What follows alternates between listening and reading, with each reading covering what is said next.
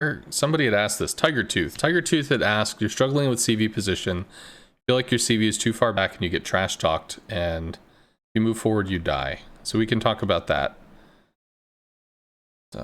Right, so we'll go ahead and do that.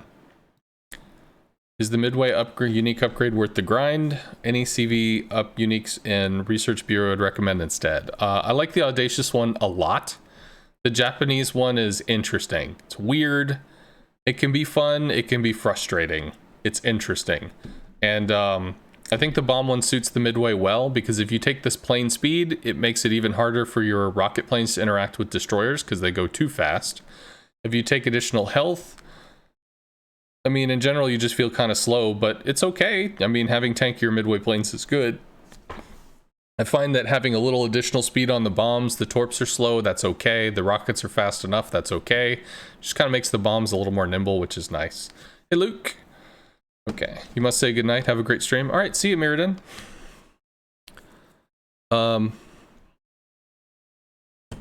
Alrighty, so let me do this. Let me talk about the positioning stuff. All right, so I did something about this before, but I never actually went through the video editor to actually pull it out and stick it on YouTube, which I needed to do, but I didn't. So let's look at a basic map. You'll have 3 cap circles, and you know, something similar to this. Now, inevitably, you've got your 12 people, and the question is, what do your 12 people do? Do you have, where do they go? Is it this, with maybe 1 there and an additional 2 here and a CV back here? Because it's not too often people go into the middle, because if they go into the middle, they get crossfired and die. So usually people stay away from the middle. They're going to go to the left flank, they're going to go to the right flank. So it's on you to kind of notice. You have 6 people here, you have 5 people here. Well, what did the enemy do? Well, maybe the enemy, all of this stuff in the middle, all 3 of them went over here. So they've got 7 ships, and then they've got 4 ships. So this is 4 versus 7. So you've got a strong side, and you've got a weak side. This is your strong side, 6v4. This is their strong side, 7v5. And right now, at the beginning of the map, as far as influence, as far as, you know, map ownership, let's say this is the line of influence. But let's look at what the pressure is going to be. Now, obviously, one player can outplay some other players. They can get a kill, they can get a second kill, they can get a third kill. They could do all sorts of stupid stuff, just like people die, you know? But in general, what's going to happen here is, come on. What's going to happen here is that your side is going to take and push through. Mostly players will kill stuff and push forward. That's what people tend to be primed to do. And in this case, the enemy, 7v5, is going to take this and push through. Well, how is this going to alter the map? This is going to alter the map like this. You're going to start drawing the map lines like this, because this will be the stuff that your team is on, because these guys will be falling back. Please just stop with this, whatever. I want better color changey options. So your team's going to start to fall back, their team's going to start to fall, and then eventually you guys are going to have something that looks like this, where y'all are now kind of divided over the caps. This is the enemy's little portion of space, etc. So how do you look at this in a CV? How do you figure out where to be? In general, what I tend to like to do, there's 2 options that you can really do.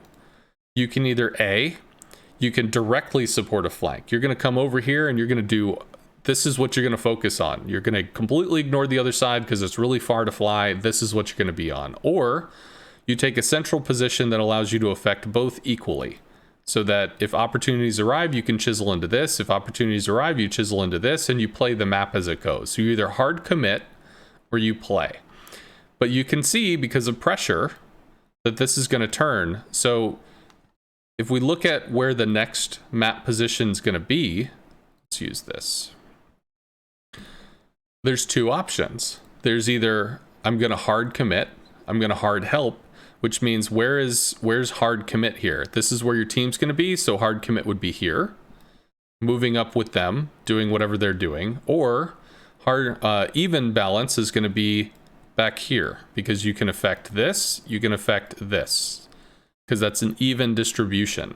So typically when it comes to where do you actually position, I tend to put the CV where, if this is my CV, I'll have a detection ring about, that's not what I wanted to do. This. I'll have a detection ring about yay, and this will be the front line. So what that means is the only way that I get spotted is if the enemy that's over here pushes through, breaches their front line, and now comes into our line to spot me. And if I see that breach coming, if I see that, you know, our assets are not going to be able to stop this shit, that's when I go, okay, I need to either start reversing, maybe I can bow tank in a tier 10, or I just need to fuck off. And I need to just start moving and get that done, so that when they breach, I can already be running, and then we can try to deal with the breach, and then go back to bad guys are on the bad guys side, good guys are on the good guys side. It's really, it can really fuck things up when the enemy gets a breach through, and then starts to do weird stuff with torping and cross-side shotting and scaring people, doing all sorts of whatever. So when the line breaches, people kind of freak out. That causes panic among the lines, and the lines tend to break. They start bunkering up, and they don't really know what to do. Hopefully that was coherent.